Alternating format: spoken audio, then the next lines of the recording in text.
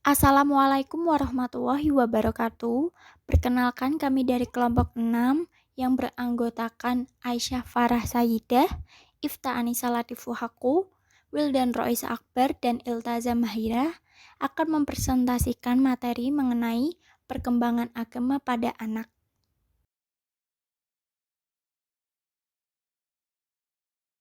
Bahasan yang akan kami sampaikan yaitu yang pertama, konsep perkembangan, meliputi pengertian perkembangan dan perkembangan pada anak. Yang kedua, perkembangan agama pada anak. Yang ketiga, sifat-sifat keagamaan pada anak. Dan yang keempat, faktor-faktor yang mempengaruhi keagamaan anak. Materi yang pertama yaitu mengenai konsep perkembangan. Psikologi perkembangan terdiri dari dua hal, yaitu psikologi dan perkembangan.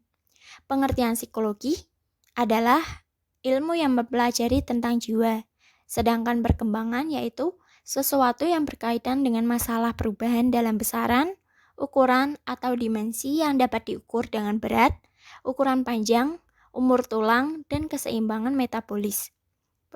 Pengertian psikologi perkembangan. Menurut Linda, psikologi perkembangan yaitu salah satu cabang psikologi mengenai perubahan dan perkembangan struktur jasmani, perilaku, dan fungsi mental manusia yang dimulai sejak terbentuk pada masa pembuahan sampai menjelang meninggal dunia. Secara umum, psikologi perkembangan adalah suatu cabang psikologi dan membahas tentang perkembangan kehidupan individu sejak masa pembuahan sampai menjelang meninggal.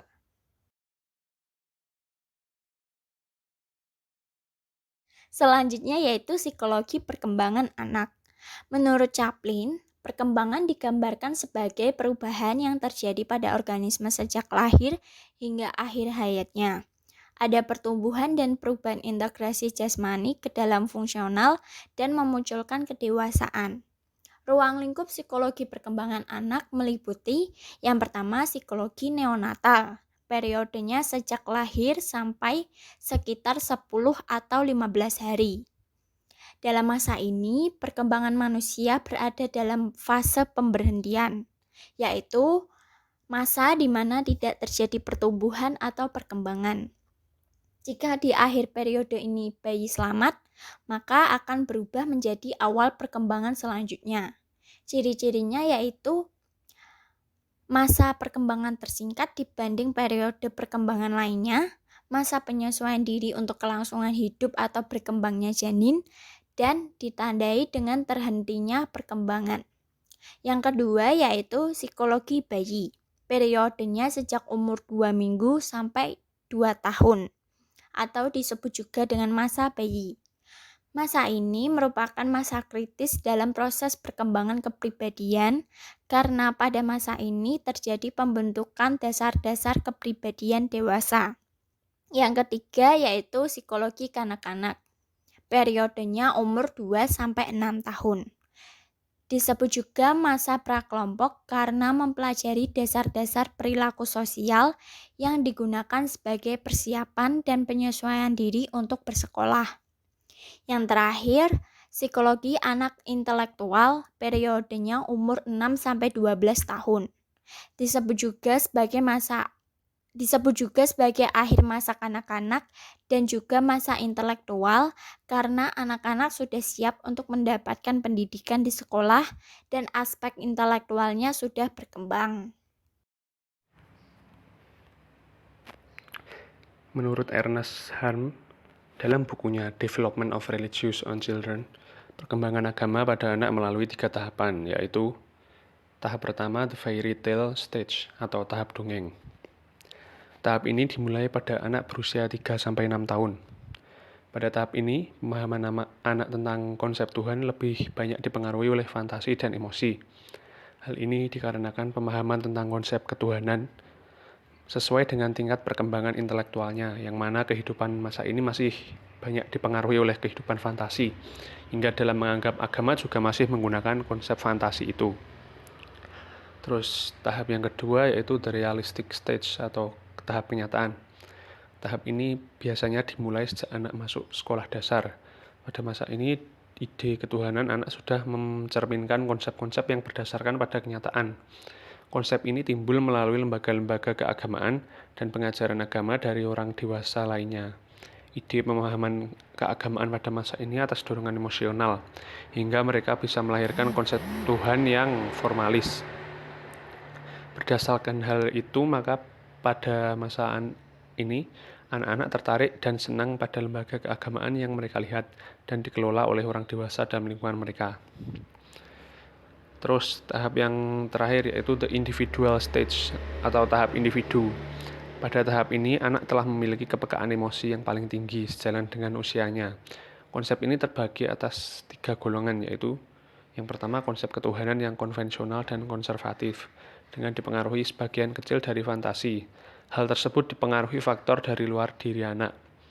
Terus yang kedua, konsep ketuhanan yang lebih murni, yang dinyatakan dalam pandangan yang bersifat perorangan. Terus yang ketiga, konsep ketuhanan yang bersifat humanistik. Agama telah menjadi etos humanis pada diri mereka dalam menghayati ajaran agama. Perubahan pada setiap tingkatan ini dipengaruhi oleh faktor intern, yaitu perkembangan usia, dan faktor ekstern, berupa faktor luar yang bersifat alamiah. Sebagai makhluk ciptaan Tuhan, sebenarnya potensi agama sudah ada pada diri manusia sejak ia dilahirkan. Potensi ini berupa dorongan kepada Sang Pencipta, atau dalam Islam disebut hidayah al-diniyah, berupa benih-benih keberagaman yang dianugerahkan Tuhan kepada manusia. Dengan adanya potensi ini, manusia pada hakikatnya adalah makhluk yang beragama dan memiliki kesiapan untuk tunduk dan patuh kepada Tuhan.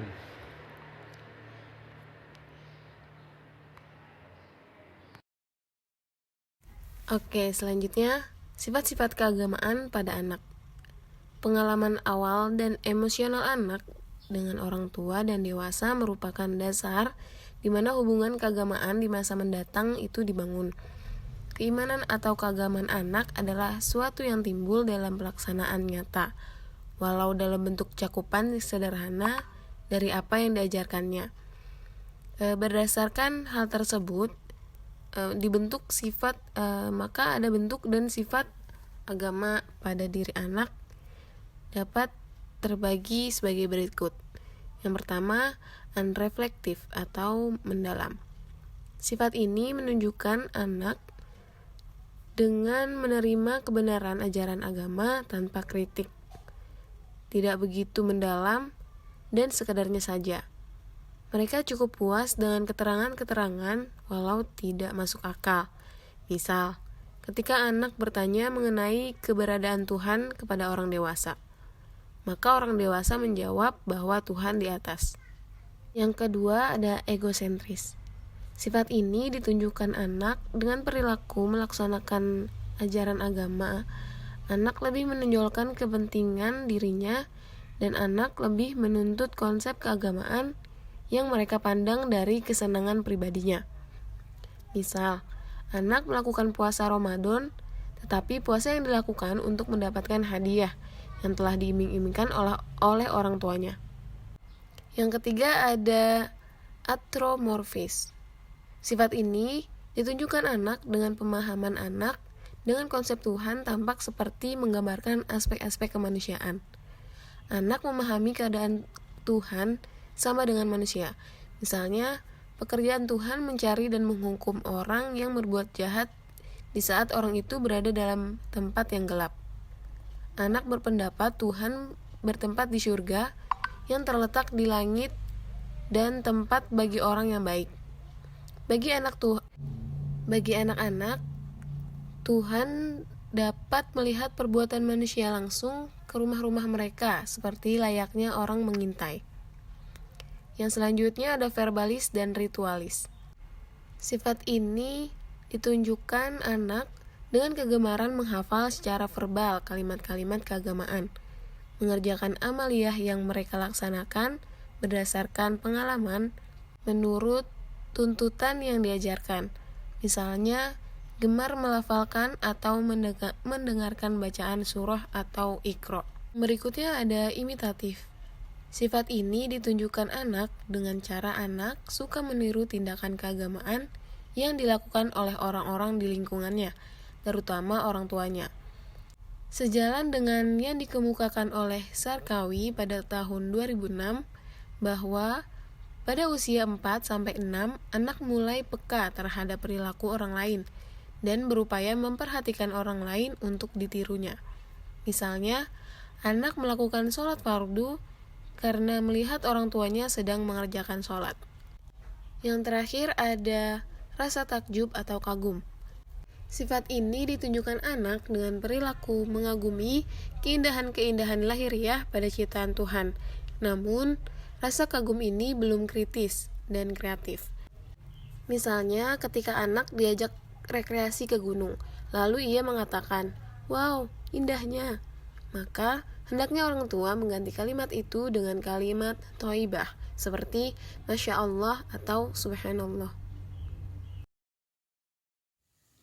Nah, di pembahasan terakhir, ada faktor-faktor yang mempengaruhi perkembangan agama pada anak.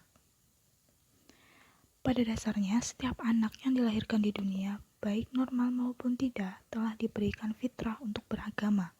Fitrah sendiri dapat diartikan sebagai sebuah potensi untuk bertauhid atau disebut sebagai jiwa keagamaan, di mana merupakan suatu potensi psikis pada manusia yang diakui keberadaannya oleh para ahli psikologi transpersonal. Selain itu, menurut Subki 2016, fitrah dapat bermakna potensi untuk beragama, keinginan beragama, juga potensi untuk tidak beragama. Namun demikian, untuk menjadikan sebuah fitrah tersebut berfungsi sebagaimana mestinya, maka diperlukan adanya proses bimbingan dan latihan. Proses pembinaan dan pengembangan fitrah sebagai potensi psikis manusia untuk melahirkan sikap dan pola tingkah laku keagamaan dapat dibentuk dengan mengondisikan lingkungan sesuai dengan ketentuan norma-norma agama. Menurut Yuliana 2021, terdapat 2 faktor yang mempengaruhi perkembangan sikap keagamaan, yakni faktor internal dan faktor eksternal.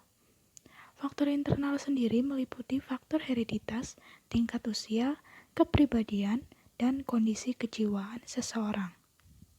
Sedangkan faktor eksternal yang berpengaruh adalah lingkungan di mana ia tinggal, yang mana terdapat 3 lingkungan yang sangat berpengaruh, antara lain lingkungan keluarga, lingkungan institusional, dan lingkungan masyarakat.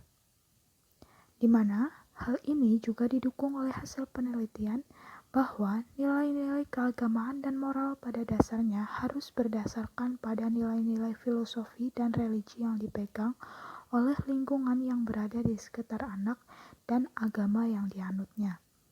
Hal ini dikarenakan seorang anak merupakan peniru yang ulung. Ia akan melihat dan meniru apa yang mereka lihat dan dengarkan, sehingga memang tak heran jika perkembangan keagamaan pada anak turut juga dipengaruhi oleh lingkungan sekitar mereka. Perkembangan perilaku keagamaan pada anak banyak dipengaruhi pengalaman hidupnya sejak kecil, baik dalam keluarga, sekolah, maupun masyarakat. Semakin banyak pengalaman yang bersifat agama, maka akan semakin banyak unsur agama, maka sikap, tindakan, kelakuan, dan caranya menghadapi hidup akan sesuai dengan ajaran agama. Maka dari itu, keluarga sebagai lingkungan pertama yang ditemui anak akan sangat berperan dalam pembentukan pola perilaku atau sikap anak. Adanya perbedaan individu pada dasarnya disebabkan oleh perbedaan situasi lingkungan yang dihadapi oleh masing-masing individu. Orang tua mempunyai pengaruh terhadap anak sesuai dengan prinsip eksplorasi yang mereka miliki. Mereka akan melihat dan mengikuti apa-apa yang dikerjakan dan diajarkan oleh orang dewasa dan orang tua mereka tentang sesuatu yang berhubungan dengan kemaslahatan agama. Sehingga orang tua perlu memberikan pendidikan agama. Melalui pendidikan, manusia akan berpikir menggunakan akal sesuai dengan fungsinya guna mencapai pengetahuan yang benar. Dalam proses pendidikan, untuk menanamkan dalam diri anak-anak nilai-nilai agama dan budaya yang benar, pendidik juga harus mengajarkan anak-anaknya moral dan memberitahukan mereka ketentuan-ketentuan syariat agama. Oleh karena itu, penerapan perilaku keagamaan yang dilakukan sejak kecil akan lebih mudah dilakukan dibandingkan dengan dilakukan waktu remaja atau dewasa. Selain pendidikan dalam lingkungan keluarga dan sekolah, sebagai masyarakat juga berkewajiban memberikan pendidikan bagi anggotanya atau yang disebut sebagai pendidikan informal. Hal ini karena di masyarakatlah anak-anak melihat, meniru, dan mencontoh apa yang dilakukan oleh orang-orang di sekitarnya. Jika contoh yang diberikan oleh masyarakat itu baik dan positif, maka generasi mudanya akan terpengaruh berperilaku dan berkepribadian baik pula. Memang diakui bahwa pengaruh masyarakat berperan besar dalam pembentukan kepribadian anak. Dengan demikian, anak akan memiliki ketaatan kepada ajaran agama yang mereka pelajari dari orang tua maupun guru mereka. Karena bagi anak-anak akan sangat mudah untuk menerima ajaran dari orang dewasa, walaupun belum mereka sadari sepenuhnya manfaat dari ajaran tersebut. Selain peran penting lingkungan, menurut ASIS 2018, terdapat beberapa cara yang dapat dilakukan guna memengaruhi perkembangan agama pada anak, yakni sebagai berikut. Yang pertama ada penerapan kebiasaan jujur. Penjelasan teori atau cerita mengenai kejujuran saja tidak cukup untuk menumbuhkan sikap kejujuran pada anak, sehingga hal ini perlu juga dipraktekkan dalam kehidupan sehari-hari tentunya. Hal ini karena anak-anak akan membutuhkan sesuatu yang nyata dalam pandangan mereka, mengingat kemampuan abstraksi mereka yang masih terbatas. Untuk itu, terapkan pada anak mengenai sikap dan perilaku jujur dalam kehidupan sehari-hari, seperti menerapkannya dalam ucapan atau kalimat dalam kehidupan sehari-hari. Tentu apa yang diucapkan harus konsekuen dengan apa yang diperbuat, sebab kadang-kadang justru kalimat inilah yang sulit untuk dipegang. Sebuah kebiasaan dan penerapan yang dilakukan sejak kecil merupakan hal yang paling mempengaruhi perkembangan anak. Karena pada dasarnya, anak-anak merupakan pribadi yang masih bersih dan peka terhadap rangsangan-rangsangan yang berasal dari lingkungannya. Yang selanjutnya ada pemberian motivasi dan penghargaan. Motivasi dapat diberikan kepada anak oleh lingkungan sekitar untuk memancing anak terus berbuat kebaikan sesuai dengan norma-norma yang berlaku. Motivasi sendiri adalah kesediaan untuk mengeluarkan tingkat upaya yang tinggi untuk tujuan organisasi yang dikondisikan oleh kemampuan upaya itu dalam memenuhi beberapa kebutuhan individu. Motivasi dapat diterapkan dengan pemberian reward atau penghargaan. Motivasi juga dapat berfungsi sebagai pendorong usaha dan pencapaian prestasi seseorang melakukan suatu usaha karena adanya motivasi. Adanya motivasi yang baik akan menunjukkan hasil yang baik. Dengan kata lain, bahwa dengan adanya usaha yang tekun dan terutama didasari adanya motivasi, maka seorang yang belajar itu akan mendapat prestasi yang baik. Intensitas motivasi seorang anak akan sangat menentukan tingkat pencapaian prestasi belajarnya. Sekian presentasi dari kelompok 6, kurang lebihnya kami mohon maaf. Wassalamualaikum warahmatullahi wabarakatuh.